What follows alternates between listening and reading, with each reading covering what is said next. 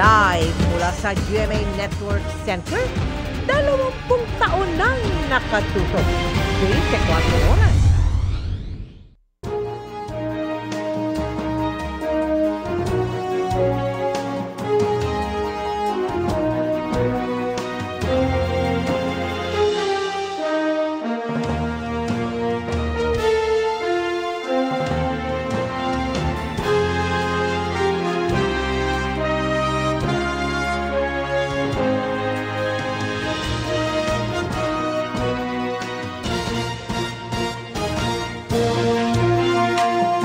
Magandang gabi po, Luzon, Visayas at Mindanao. Sa kanya mismong State of the Nation Address, iniutos si Pangulong Bongbong Marcos ang pagbabawal sa operasyon ng mga pogo sa bansa, epektibo mula ngayong araw. Isa po yan sa mga pinaka-pinalakpakan sa kanyang ikatlong SONA, kung saan iginiit din ang karapatan ng bansa sa pinag-aagawang teritoryo sa West Philippine Sea. Tinalakay din ng Pangulo ang anyay epektibong paraan ng administrasyon para sugpuin ang problema sa droga. Mula sa Batasan Pambansa, nakatutok live si Ivan Mayrina. Ivan. Mel, Pia, Emil, ilang buwan ang inaabangan ang posisyon ng Pangulo sa mainit na usapin ng mga pogo sa bansa. At sa kanya ikatlong State of the Nation Address, nagbitiw ang Pangulo ng isang sorpresang anunsyo at utos tungkol sa mga pogo. Effective today, all pogos are banned.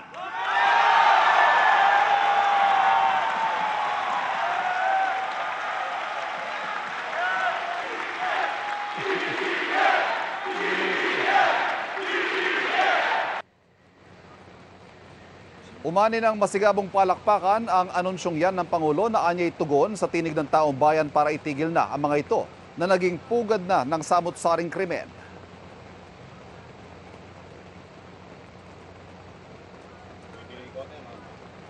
Ngayon po, naririnig po namin ang malakas na sigaw ng taong bayan laban sa mga pogo. Disguising as legitimate entities, their operations have ventured into illicit areas furthest from gaming, such as financial scamming, money laundering, prostitution, human trafficking, kidnapping, brutal torture, even murder. The grave abuse and disrespect to our system of laws must stop.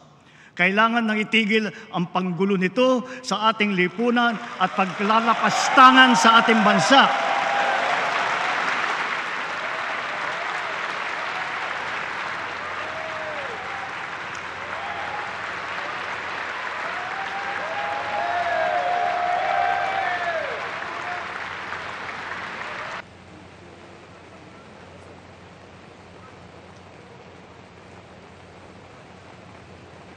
Kaugnay nito, may utos ang Pangulo sa PAGCOR at sa economic managers, lalo pat may mahigit 20,000 Pilipino manggagawa sa mga pogo ang maapektuhan sa utos na ito. I hereby instruct PAGCOR to wind down and cease the operations of pogos by the end of the year. The DOLE, in coordination with our economic managers, shall use the time between now and then to find new jobs for our countrymen who will be displaced.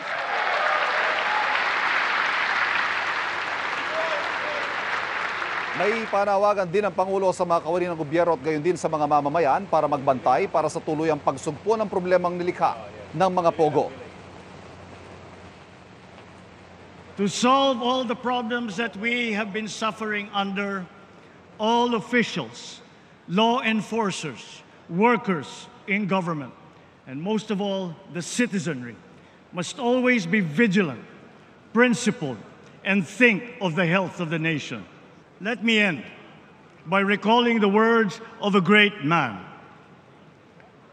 Let not anyone pacify his conscience by the delusion that he can do no harm if he takes no part and forms no opinion. Bad men need nothing more to compass their ends than that good men should look on and do nothing. Ang mga salitang yan ay sinabi ni John Stuart Mill, isang philosopher at naging Member of Parliament ng United Kingdom. Samantala, bagong utos na yan, isa pang umani ng palakpakan mula sa may 2,000 nasa loob ng plenaryo nakinig sa SONA ng Pangulo ang muli niyang pagtindig sa karapatan ng Pilipinas sa West Philippine Sea. Ang West Philippine Sea ay hindi katang-isip natin lamang. Ito ay atin. Ito ay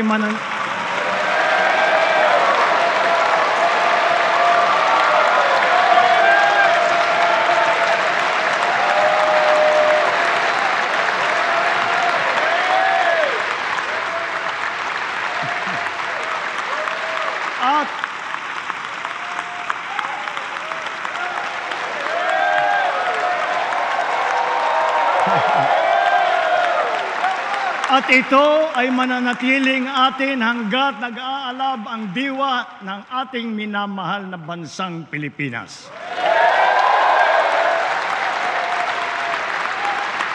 Special mention din sa SONA ang pasasalamat ng Pangulo sa sandatahang lakas sa Philippine Coast Guard at sa mga mangingisda na humaharap sa hamon ng sigalot sa rehiyon. Sa buong sandatahang lakas, sa Coast Guard, sa ating mga mangingisda sa West Philippine Sea.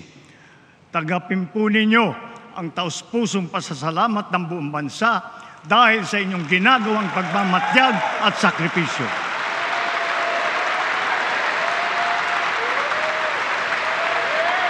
Pero sa kabila ng mga pahayag na ito, ayon sa Pangulo, patuloy na tatahak ang Pilipinas sa landas ng kapayapaan sa usapin ng West Philippine Sea. Proper diplomatic channels and mechanisms under the rules-based international order remain the only acceptable means of settling disputes.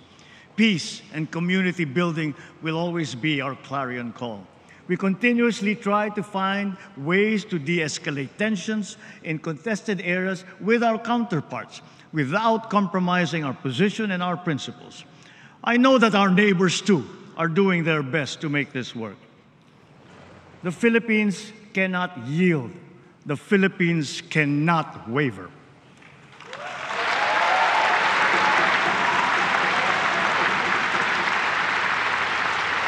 Nabanggit din ng Pangulo ang usapin sa war on drugs na naging sentro ng kampanya ng sinundan niyang administrasyon ni dating Pangulong Rodrigo Duterte. Pagmamalaki niya, epektibo raw ang kanyang kampanya kontra droga na tinawag niyang bloodless.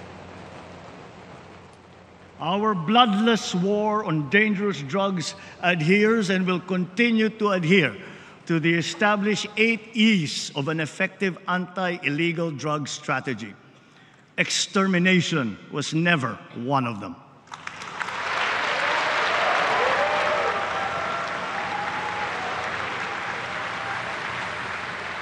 Mel, Vicky, Emil, nagtagal ang SONA ng Pangulo ng 1 oras at 22 minuto. Pinakamahaba yan so far sa nakalipas sa 3 SONA ng Pangulo. Sa mga oras na ito ay nakaalis na po ang Pangulo mula dito sa Batasan Pambansa at nakikita natin nagsisialisa na rin ang mga kongresista mula dito. At nagpapatuloy naman ang malakas sa ulan na kanina pang hapon at hanggang ngayon po ay bumubuhos ang malakas sa ulan dito sa Batasan Pambansa. Balik sa iyo, Emil. Maraming salamat, Ivan Mayrina. Tila kasing sungit ng panahon ang galit ng mga nagprotesta sa ikatlong State of the Nation address ni Pangulong Bongbong Marcos. Mula sa Commonwealth Avenue sa Quezon City, nakatutok live si June Veneracion. June? Mel, sa kabila ng malakas na buhos ng ulan ay hindi pa rin natinag ang mga rallyistang anti-SONA sa kanilang kilos protesta. Wala rin naging epekto sa kanila, Mel. Ang banta ng mga otoridad na iligal ang pagsusunog ng effigy na naging bahagi na ng tradisyon tuwing SONA.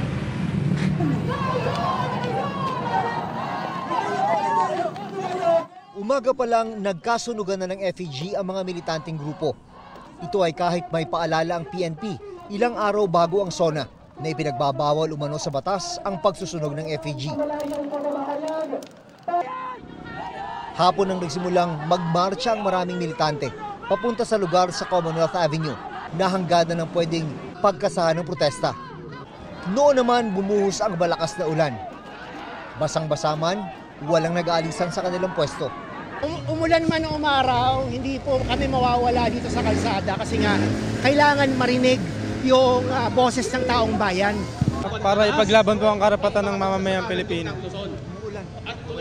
Okay lang po. Sakripisyo po. May ilang militanteng nakinig sa bahagi ng talumpati ng Pangulo kahit nasa rally. Hindi umano nararamdaman ng mga magsasaka ang ipinagmalaking suporta ng gobyerno. Bumabaha ng kasinungalingan sa loob. Kasi alam naman natin na tuwing SONA, puro pambobola. Sa gitna ng masamang panahon, hindi na kinayang sunugin ang isa pang effigy na nagpapakita naman ng tila nag-aaway na Pangulo at Vice Presidente. Sa halip, pinaghahampas na lang ito. Marcos Singilin! Taas sahod at pagpapababa sa presyo ng bilihin ang dalawa sa nais nilang pagtuunan ng pansin ng gobyerno.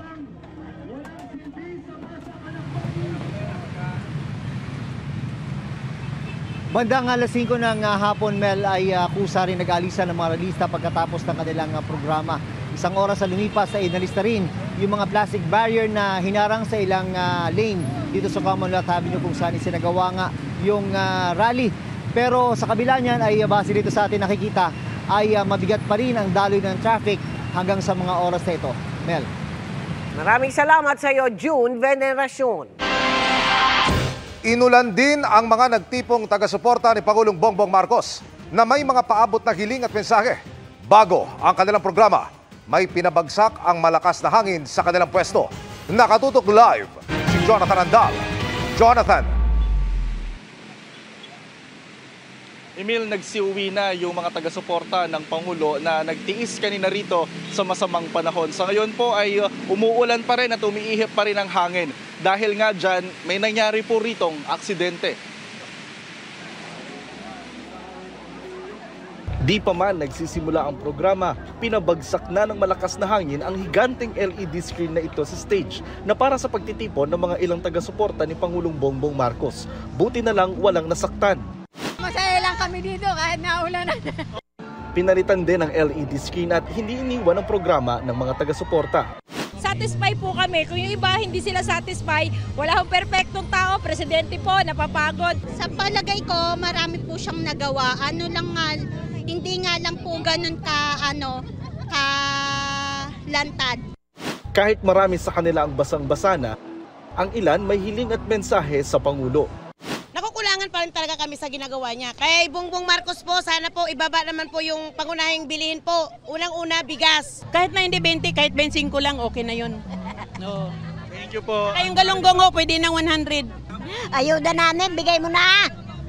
Sa gitna ng programa, kapansin-pansin ang mga umiikot na papel na pinipirmahan ng mga dumalo. Attendance po. Ang umatin po, 20 lang po kami. Muntinlupa chapter po. Walang personalidad na nagtalumpati kanina. Puro tugtugan lang ng mga singer at banda. Nang magumpisa ang SONA, saktong tumila naman ang ulan kaya nakapanood sila sa iba pang LED screen. Habang ang iba, pumila naman sa libreng lugaw. Pagkatapos ng SONA, tinanong namin ang reaksyon ng mga taga-suporta. Kabilang sa nagustuhan ng ilan, Incentive sa mga teacher para ganahan sila magturo. Yung tanggalin na yung pogo! Dagdag sweldo ng mga empleyado. Salamat! Nailigtas tayong lahat sa China! Atin to! Atin to! Amin to! Atin lahat ito!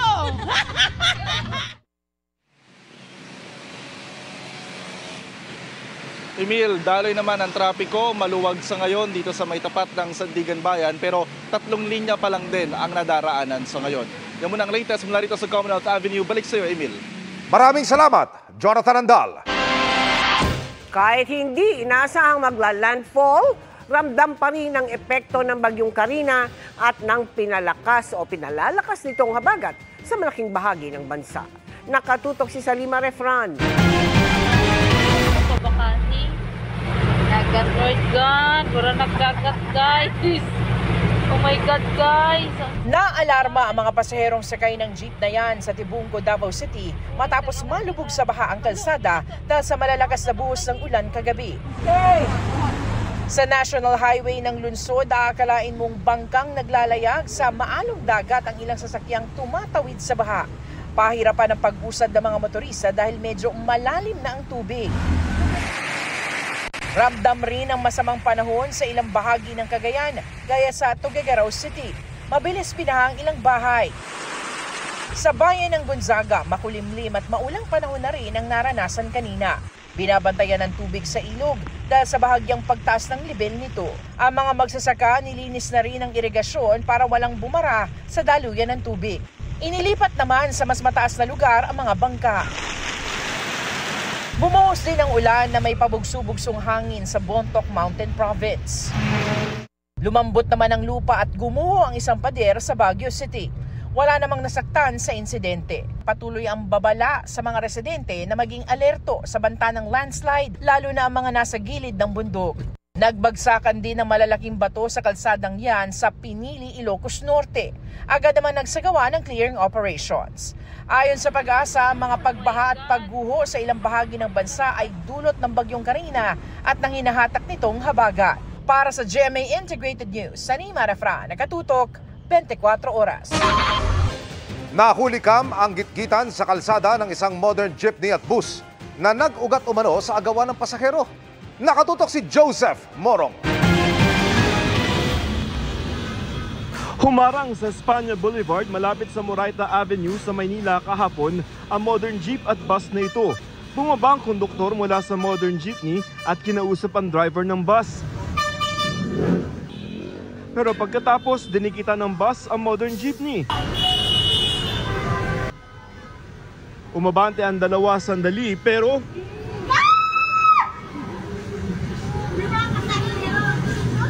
umabante uli ang bus na hinabol naman ng modern jeep.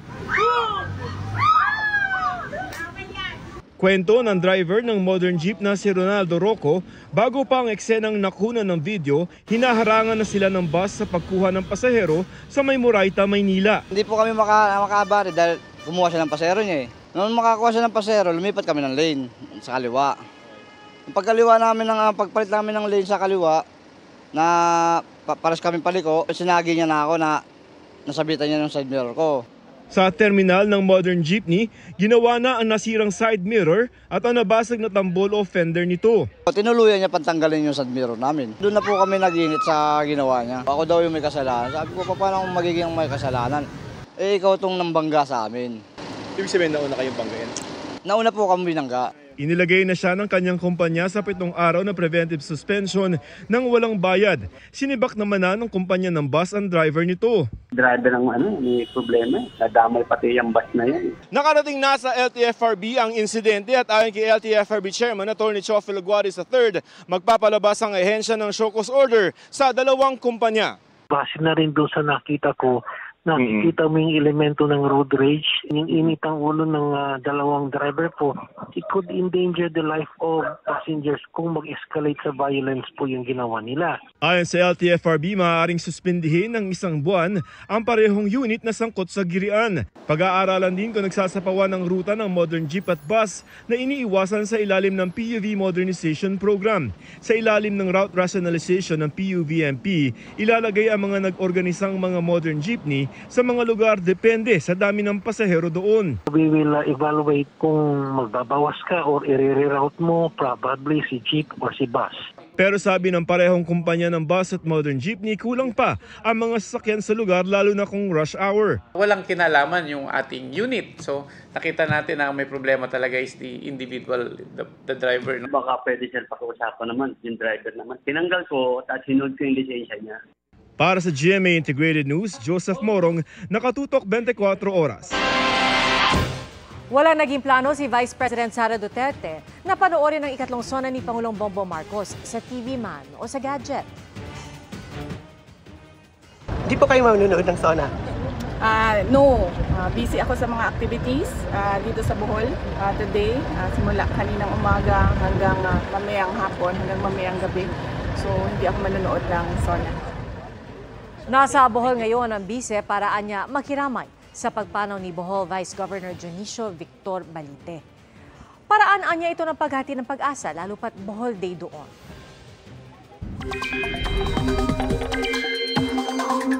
Mga kapuso, lalo pang lumakas ang bagyong Karina habang mabagal na kumikilos sa loob ng Philippine Area of Responsibility.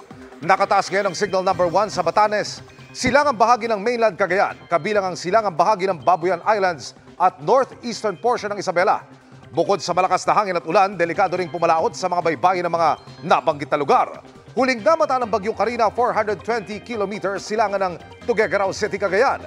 Naabot na nito ang typhoon category na may lakas ng hangin na 120 kilometers per hour at pabugsong aabot sa 150 kilometers per hour.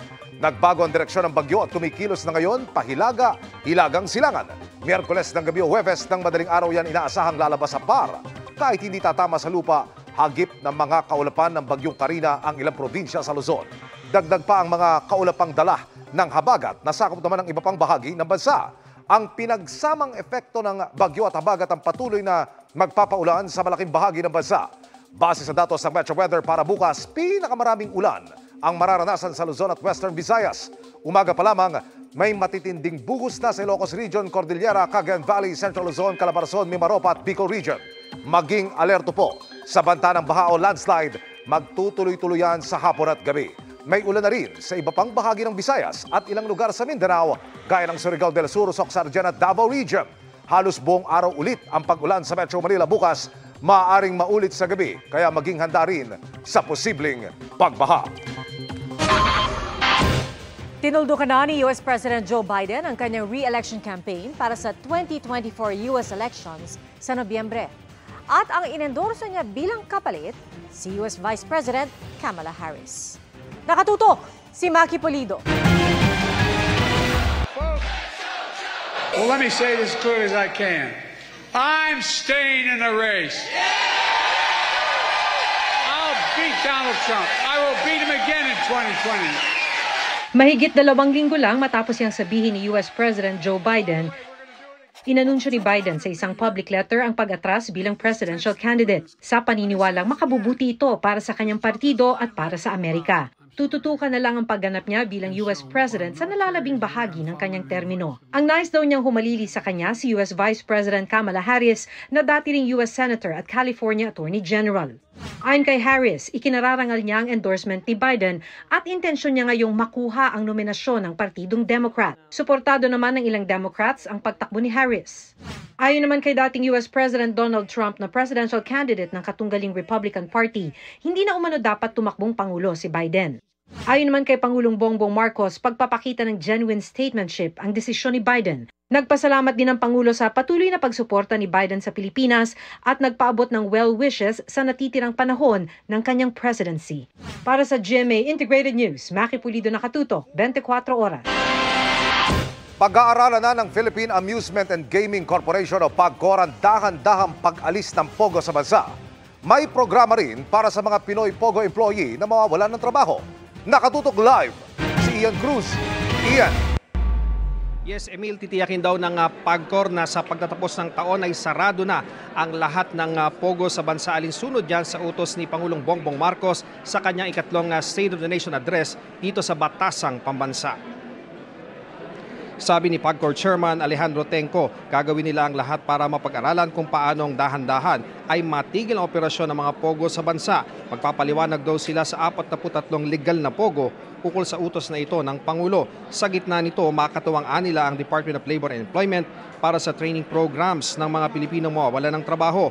Tiyatiyang nasa 42,000 Pilipinong direktang empleyado ng legal na Pogo kasi ang maapektuhan. Hindi pa kasama riyan ang mga indirect at ancillary services na kumikita rin sa Pogo.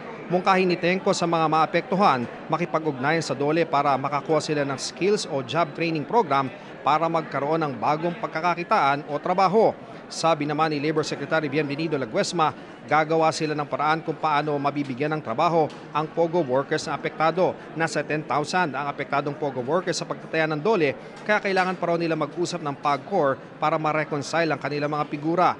Masaya naman si Presidential Anti-Organized Crime Commission Undersecretary Gilbert Cruz sa desisyon ng Pangulo na iba ng Pogo. Narito ang bahagi ng pahayag ni PAGCOR Chairman Tenco. Ang naging utos ay isa na natin ang lahat ng mapogo sa katapusan ng taon. Gagawin natin ang lahat para mapag-aralan natin kung paano natin siguro dahan-dahang may alis to. Alam mo, magpapaliwanagan kami ng mga legal na may lisensya na yun. 43 yun sa pangasalukuyan. May sinabi din ng Pangulo na inaatasan niya ang DOLE na maghanda na rin ng mga training programs.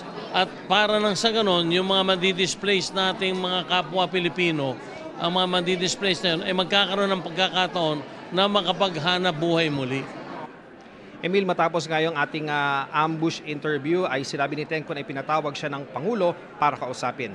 Yan ang latest mula dito sa Batasang Pambansa. Balik sa iyo, Emil. Maraming salamat, Ian Cruz. Good evening mga kapuso! Usap-usapan ang naging pag-reveal sa killer ni Paco sa Widow's War. Pero hindi dyan nagtatapos ang mystery. Patuloy pa rin ang questions ng netizens sa ilang character na tila may itinatagong sikreto. Yan ang report ni Denise Abante ng GMA Regional TV. Hello? I know what happened. Sino to? Bagong sentro ng intriga sa Widow's War kamakailan ang karakter ni Benjamin Alves na si Basil. Nagpakamatay si Paco. Tinulak mo siya. Usap-usapan na rin ngayon ang atake ni Benjamin sa karakter na tila may itinatago rin. It takes a village para gawin po yung character ni Basil. The writers are it's really who brought Basil to life. And I really do enjoy my time playing him. Pero malaking tulong din ang working relationship niya sa mga kasama, lalo si Carla Abellana na gumaganap kay George, asawa ng kanyang karakter. I've known Carla for a long time. She attended my wedding as well, so she's been a good friend of mine. Puring-puri rin siya ni Bea Alonzo na gumaganap na asawa ng pinsan ng kanyang karakter na si Paco. First time ng dalawa na magkatrabaho. Because he's very professional when he gets to the set, he knows his lines. Ang galing niya magtahi ng emotions niya, and it's very interesting because he has so much control. Bukod sa personality ng mga karakter, kahit outfit nila, may sinasalamin din. Sinadya nga bang naka-sexy black tube top ang nagluluksang si Sam? I think that's the aesthetic of the show. Kasama na din yung magagandang locations at mga yayamaning setup. Pati kasama sa production design ang aming mga kasuotan. As Sam evolves and as she goes through different challenges in this show na talagang magte-test ng character niya, pati yung kasuotan niya, pati yung makeup niya, nag-e-evolve din because mas lalo niya na-absorb ang mundo ng mga palasyos. May pa-sneak peek din sila sa ilang scenes ng Widow's War ang ilan sa mga cast sa kanilang naging shoot sa Batangas. Mula sa GMA Regional TV at GMA Integrated News, Denise Abante, nakatutok 24 oras. Bagamat nakulangan, may ilang punto sa State of the Nation address na nagustuhan, maging ng ilan sa oposisyon. Nakatutok live si Sandra Aguinaldo. Sandra. Yes, Emil, ngayong araw nga na ito ay umani ng iba't ibang reaksyon ang talumpati ni President Ferdinand Marcos Jr. Dito po sa Batasang Pambansa. Pero isa sa kanyang sinabi ang nagustuhan maging ng ilang nasa hanay ng oposisyon at yan nga po yung kanyang posisyon na iban na ang POGO o Philippine Offshore Gaming Operators.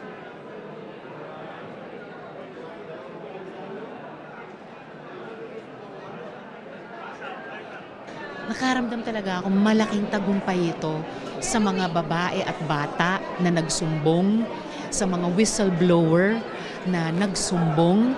Ito'y importanteng tagumpay para sa mamamayan. Tama yung desisyon na iban itong POGO na to at maaari naman sigurong magkaroon ng ng alternatiba kung paano tayo kikita at hindi dito sa sugal. Pero Emil, pinuna rin ng ilang mambabatas yung ilang ipinunto naman ng Pangulo, kabilang kung paano lulutasin ang mataas na presyo halimbawa ng bigas at kulang daw ng minimum wage. Matagal na natin sinasabi, hindi sapat yung per region magtaas ng wage. Kaya ang na-file natin, national minimum wage. Pero hanggang ngayon, iniiwasan yon ng Pangulo. Gusto sana nating sabihin talaga sa Pangulo, no, na walk the talk. Kasi bakit? Kasi yung sinasabi na pagpresyo ng bigas, napaka-manipulative po ng ginagawa ngayon eh. Kahit padamihan mo yung kadiwa, hindi pa rin naman niya talaga magiging solusyon. Irigasyon, napakaliit po nung nireport sa atin kasi ang laki-laki talaga ng bilang na walang irigasyon sa atin, sa bansa natin. Emil, bago ang mismong SONA ay may mga mensahe ang Makabayan Block ng Kamara na idinaan naman sa kanilang mga kasuotan. Kabilang dyan yung panawagan nila na itaas ang sahod ng mga guro, pagtutol sa panghimasok ng dayuhang militar sa West Philippine Sea at kalayaan mula sa impluwensya ng mga dayuhan. Ganon din, Emil, ay ipinunto naman ni Senadora Riza Ontiveros na meron siyang hindi narinig sa talumpati ng Pangulo at yan daw yung posisyon naman nito dun sa kaso ni dating Pangulong Rodrigo Duterte sa International Criminal Court. Yan muna po pinakahuling ulat mula sa Batasang Pambansa. Emil? Maraming salamat, Sandra Aguinaldo.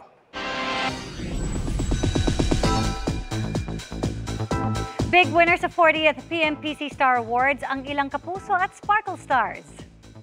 Nagtay bilang Movie Actors of the Year sina Kapuso Primetime King Dingdong Dantes para sa Rewind at Asia's multimedia star Alden Richards para naman sa 5 Breakups and a Romance. Takilya King and Queen sina Dingdong and Marian Rivera. Habang waging Movie Love Team of the Year sina Alden at Julia Montes. Triple tie naman sa pagiging Movie Actress of the Year sina Nora Honor, Vilma Santos at Maricel Soriano. Movie Supporting Actress of the Year si abot kamay na pangarap star Gladys Reyes. At Movie Child Performer of the Year si Ewan Micael. At New Movie Actress of the Year si Isabel Ortega para sa Firefly. At nakuha rin ng Team Firefly ang Movie Cinematographer of the Year na iginawad kay Neil Daza. New Movie Actor of the Year naman si Sparkle star Dustin Yu. Hinamon ni dating Pangulong Rodrigo Duterte si Pangulong Bongbong Marcos na magpa-drug test kasunod ng paglabas ng isang video sa pagtitipon ng hakbang ng maysug sa Amerika. Sabi ni Duterte para matuldukan ng issue ay dapat sumailalim sa isang hair follicle drug test si Marcos. Kung hindi siya papayag, patunay umano ito na totoo ang video at ang kanyang drug addiction. Sabi pa ni Duterte, walang kinalaman ang liderato ng hakbang ng maysug sa pag-release ng video footage kung saan ayon sa pahayag ni Duterte ay makikita si Pangulong Bongbong Marcos na sumisinghot umano ng cocaine. Ang volunteers umano ng grupo ang nagdesisyon nito nang hindi ipinagbibigay alam sa kanilang organizing committee. Nauna nang sinabi ng mga opisyal ng gabinete na peke at malisyoso ang video. Hindi dumalo si Duterte sa SONA ni Pangulong Marcos kaninang hapon. May bagong napagkasunduan ng Pilipinas at China kaugnay ng West Philippine Sea. Sabi ng China, papayagan ang mga resupply mission kung aabisuhan sila at kung sasalang sa on-site verification. Pero sabi ng ating Foreign Affairs Department, hindi yan tugma sa kanilang pinag-usapan. Nakatutok si Chino Gaston.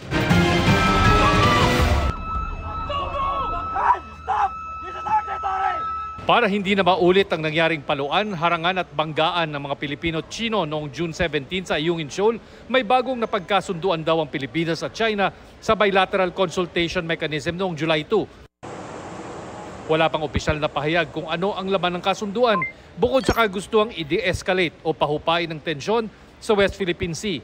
Ayon pa sa Department of Foreign Affairs, sang-ayon ng dalawang panig na hindi dapat malagay sa alangan ang posisyon ng parehong bansa sa South China Sea. Pero sa isang pahayag, sinabi ng China na papayagan lang daw nila ang RORE sa BRP Sierra Madre kung mag-aabiso muna ang Pilipinas sa kanila. Magkakaroon ng site verification sa maghahatid na barko at hindi magdadala ng construction materials. Sabi ng DFA, inaccurate o mali ang pahayag ng China. Hindi raw ito tugma sa napagkasunduan. Partikular ang sinasabing pag-aabiso muna bago ang delivery at ang on-site confirmation o pag-check sa kung ano ang i-deliver. Hindi tayo magpapaalam, wala tayong ipagpapaalam sapagkat ito ay karapatan natin. Ayon sa isang source ng GMA News na naroon sa bilateral talks, wala sa kasunduan ang gusto ng China na dapat magsabi muna sa kanila bago isagawa ang RORE. Wala rin ang site verification na gusto nila gawin at ang pagbawal nila sa pagdala ng construction materials. Nasa kasunduan na magpapatuloy ang RORE at iginiit ng Pilipinas na dapat walang pagharang na maganap sa tuwing may RORE. Bilang confidence building measures sa mga panahong sensitibo ang issue, Mag-shift sa measured transparency ang galawan sa West Philippine Sea.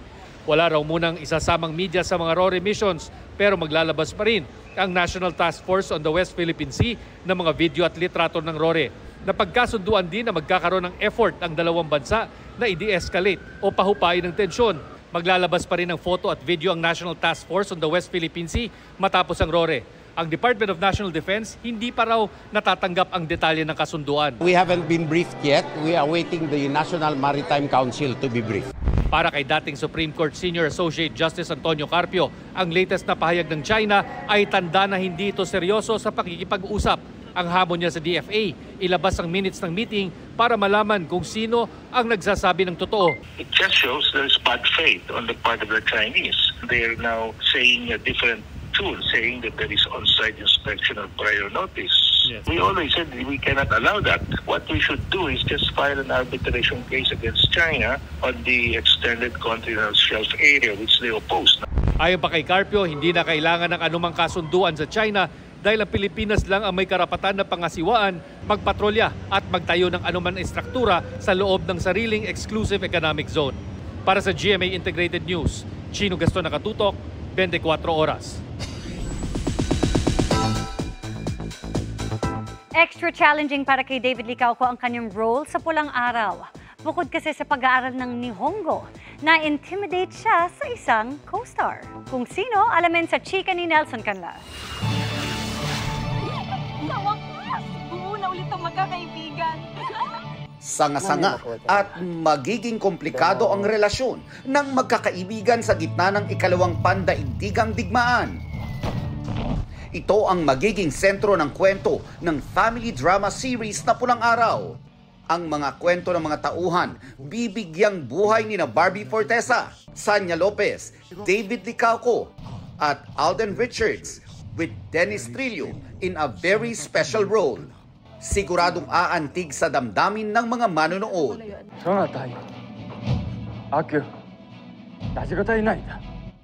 Ang pagganap na Hiroshi, ang nag-iisang Hapon sa grupo ng mga Filipino, ang itinuturing ni David na isa sa pinakamatinding hamon sa kanyang pagiging artista.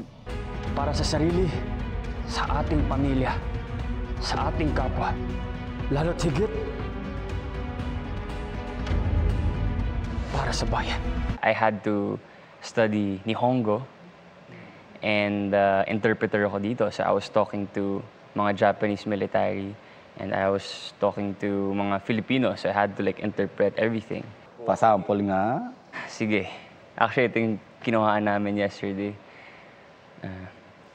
Hiya ko. Umayin ako taga. Wasura rin naida. Honto ni aishiteru yo, Adelina. Tatanggapin ko kung ano man ang kapalaran ko. Mamatay ako may dangal, kaysa mamatay ako isang sinungal. Sumabay daw si David sa tindi ng emosyon na ipinuhunan ng kanyang mga kasama sa serye. Nangayak-yak ng konti, tapos ayun, ginawa ko, sumigaw lang ako. Actually, yun kasi yung pinaka-nahihirapan ako talaga na gawin sa acting dahil hindi talaga ako sumisigaw. Kasi nahiya ako eh. Alam ko it's acting, but syempre, yun pa rin yung personality ko na hindi talaga ako masigaw. Would you say that you broke out of your shell dahil dito sa project? Yeah, definitely. Kasi I think the roles na I was given before, mostly mga mayaman, negosyante, di ba? So wala yung ganitong klaseng problems.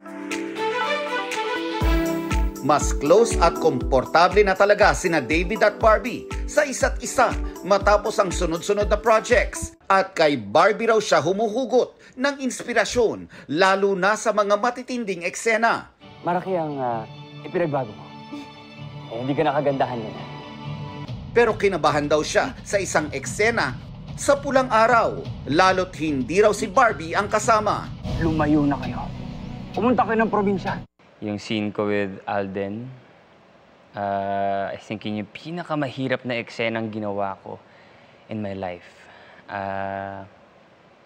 Dahil roller coaster of emotions eh. From happy to sad to getting mad and then eventually parang accepting defeat, you know. So ang dami talagang layers ng acting na yun. Well, na-experience mo na yung caliber ni Alden, ano, pagdating sa acting. Nung ginagawa mo yung eksena, na-intimidate ka ba? I think yung very first scene with him, I got intimidated. But I just told myself na, like, you are here for a reason. Like, you worked hard for this. So why would you get nervous, you know? So I was just, you know, trying to stay in the moment for me not to overthink. Nelson Canlas, updated sa Showbiz Happening. At yan ang mga buwan naman akong chika this Monday night. Ako po si Iya Arellano. Miss Mel, Miss Pia, Emil. Salamat sa iyo, Iya. Salamat, Iya. At yan ang mga balita ngayong Lunes. Ako po si Mel Tiangco. Ako po si Pia Arcangel para sa mas malaking misyon. Para sa mas malawak na paglilingkod sa bayan, ako po si Emil Sumangil. Mula sa GMA Integrated News, ang News Authority ng Pilipino. Nakatutok kami 24 oras.